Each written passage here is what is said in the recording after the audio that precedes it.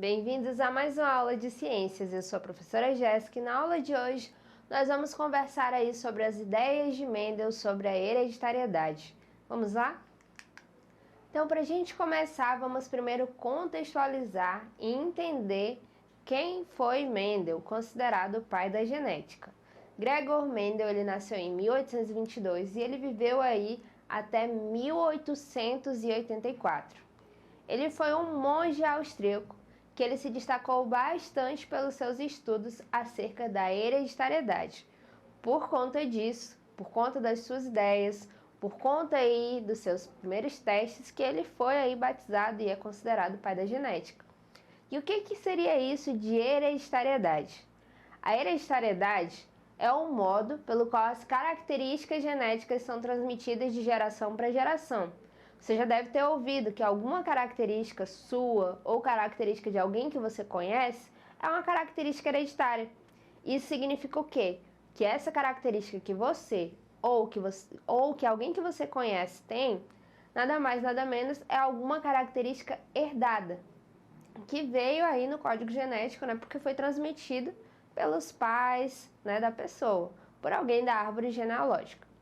E aí, o que mais vale a gente destacar sobre o Mendel?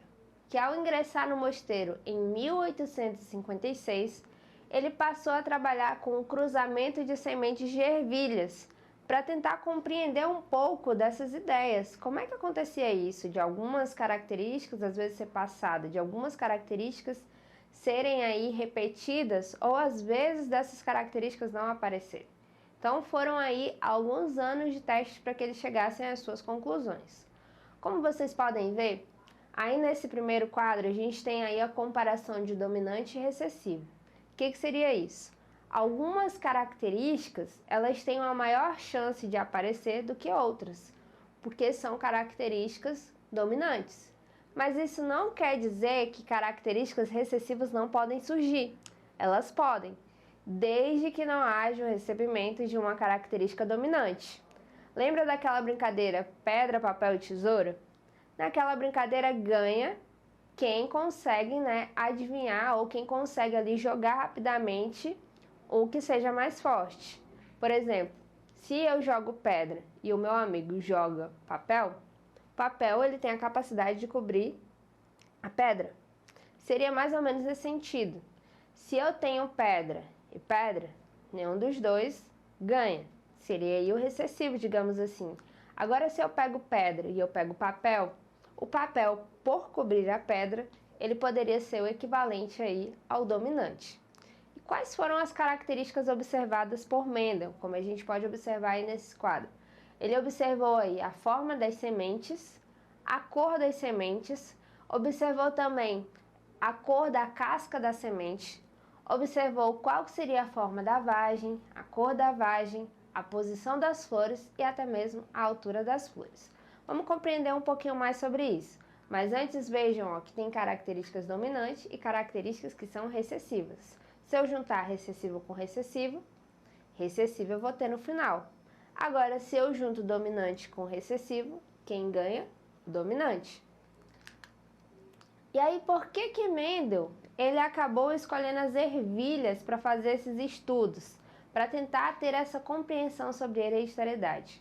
Primeiro, porque ele viu que nas ervilhas de um modo geral, várias características podem ser estudadas, como eu citei para vocês. Pelo menos aí ele conseguiu elencar umas 7 características. Além disso, as ervilhas têm a capacidade de autofecundação.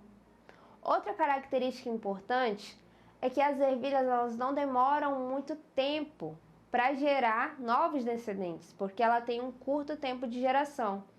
E apesar de ter um curto tempo de geração, ela tem como resultado um grande número de descendentes. E uma outra característica chave das ervilhas é que elas são facilmente cultivadas.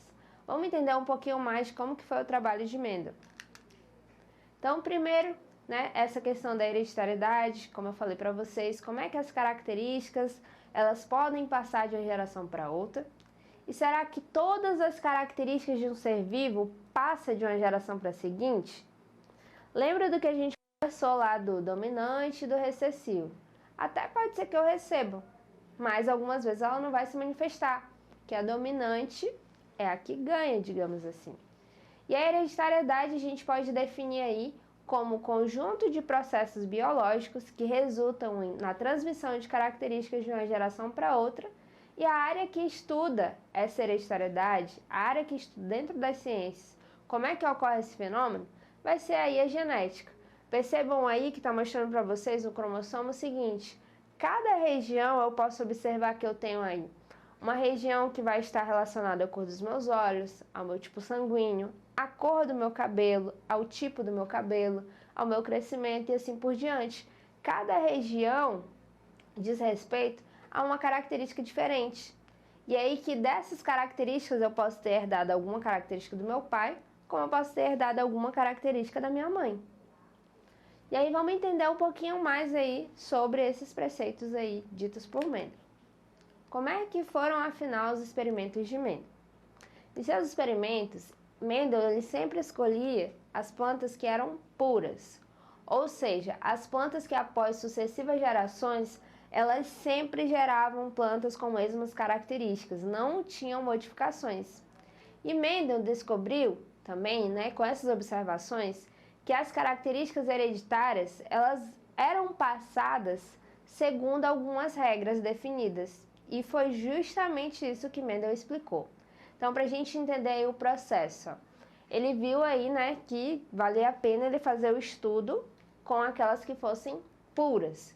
Então, ele fazia a remoção das anteras para evitar a autofecundação, porque nas anteras é onde fica o pólen. Então, ele tirava essas anteras para que não ocorressem aí essa autofecundação. Então, ele mesmo manipulou, ele fez a transferência de pólen para que ocorresse a transferência cruzada, ou seja, ele pegava o pólen de uma e levava em direção à outra. E aí, é claro, ele fazia isso pegando, uma flor pura, que tivesse o gameta masculino, e pegava aí a flor pura, do sexo feminino. Então, ele misturava aí feminino e masculino. E aí, ele viu, que da geração parental, quando ele misturou aí sementes verdes e sementes amarelas, no final disso, o que ele teve de resultado? 100% de sementes amarelas. Então, da primeira geração, esse foi o resultado que ele obteve. Ele pegou sementes verdes e amarelas, e quem foi a dominante foram aí as sementes amarelas. E segundo os experimentos de Mendel ainda, o que ele fez para gerar outras gerações? Aquela foi apenas a primeira. Cruzando plantas de sementes verdes puras com as de sementes amarelas puras, ele viu que apenas tinha como resultado plantas que tivessem aí sementes amarelas. E somente ao permitir a autofecundação das plantas com sementes amarelas, é que ele via que podia ter como resultado amarela e verde. Então, quando ele juntava, só teve aí a amarela. Mas quando ele pegava amarela com amarela, em algum momento poderia ser que surgissem aí as verdes, porque lembra do que eu falei? Não é porque ela não estava sendo visível que aquela característica não estava presente. Ela estava. Só que a amarela era a que dominava, porque ela estava aí presente numa quantidade muito maior. Então, na segunda geração, ele teve como resultado aí 75% de sementes amarelas e apenas 25% de sementes verdes. E quais que foram as conclusões aí de Mendel, Percebam aí como que foi feito esse cruzamento, ó. Semente verde com semente amarela, apenas semente amarela. Semente amarela com amarela, em algum momento gerou aí a verde. Por quê? Aqui cabe a gente destacar um conceito, que é o conceito de homozigoto e o conceito de heterozigoto. O que vai ser isso? Quando eu falo de homozigoto, eu estou falando de genes iguais, de alelos iguais.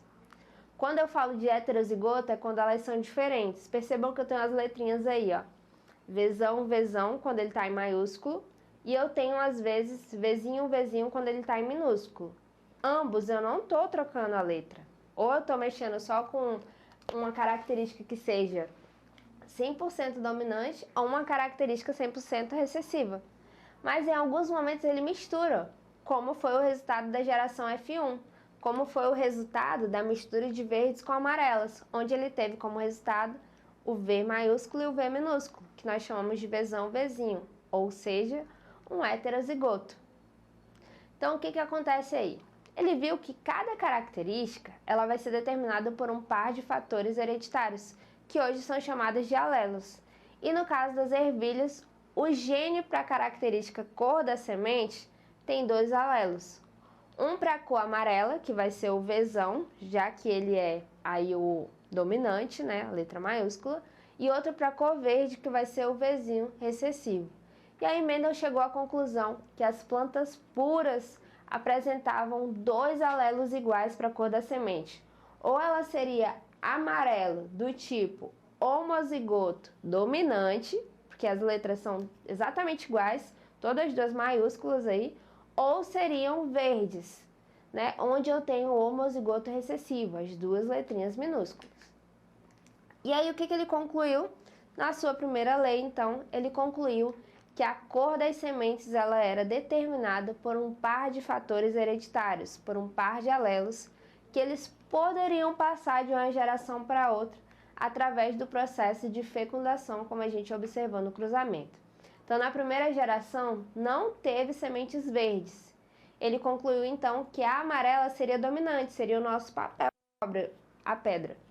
E as sementes verdes, então, só poderiam ser recessivas. Elas não tinham a capacidade de ganhar do amarelo. E o fator recessivo, ele só tem a capacidade de aparecer quando eu não tenho o dominante na jogada. E aí, por que a gente observa, então, que surgiu a geração verde só no final? Porque percebam que aparece ali as letrinhas minúsculas e aí em algum momento eu posso juntar elas duas e elas podem surgir, nem que seja em uma pequena proporção. E na primeira lei, né, como eu já falei, ele concluiu aí que a cor das sementes nada mais nada menos seria determinada por um par de fatores hereditários que poderia passar de uma geração para outra por meio da fecundação, tá? E aí, nós temos o homozigoto dominante, recessivo e o heterozigoto, como eu já expliquei para vocês. Em relação à segunda lei, o que a gente tem aí? Que as primeiras conclusões de Mendel, que deram origem à primeira lei de Mendel, né, elas foram baseadas na análise desse processo de hereditariedade. Só que Mendel ele continuou realizando estudos. E aí, segundo as suas análises, ele viu o seguinte, que 2 ou mais características ao mesmo tempo podem aparecer, porque ele conseguiu compreender e conseguiu passar o que seria a lei da segregação independente. Os fatores podem se separar em algum momento. Então, se eu junto, agora juntando 2 características, não só eu vou mexer agora com cor, mas também com textura. Se eu juntar amarela lisa com verde rugosa, eu vou ter 100% de descendentes de ervilhas que sejam amarelas lisas. Agora, se eu juntar amarela lisa com amarela lisa, pode ser que surja aí verdes lisas e também verdes rugosas. Percebam aí que isso vai acontecer por quê? Porque eu vou fazer o cruzamento agora, né, com alelos que sejam heterozigotos. Eu vou misturar o amarelo com o liso, né, e vou juntar também a questão do verde com o rugoso. Como eu vou mexer aí, né? Como eu vou ver que é uma geração totalmente heterozigota, se eu juntar heterozigoto com heterozigoto, pode ser que eu tenha aí uma geração resultante bem diversificada, onde todas as características vão poder ser visualizadas. E aí, na segunda lei de Mendel, ele destacou o seguinte, que os pares de fatores para 2 ou mais características segregam-se de forma independente na formação dos gametas. Ou seja, os pares de fatores para 2 ou mais características se separam de forma independente na formação dos gametas. Então, eu posso compreender como é que acontece essa passagem de características de uma forma separada, se eu analiso só uma, como eu posso analisar várias características de uma única vez, porque elas se separam de forma independente. E aí, a gente tem aí as 2 leis de Mendel, tá? Então, essa foi a nossa aula de hoje. Eu espero que vocês tenham conseguido compreender aí a grande importância do trabalho de Mendel para a nossa compreensão da hereditariedade. Vocês podem acessá-la mais vezes lá na plataforma Eduque. Até a próxima aula!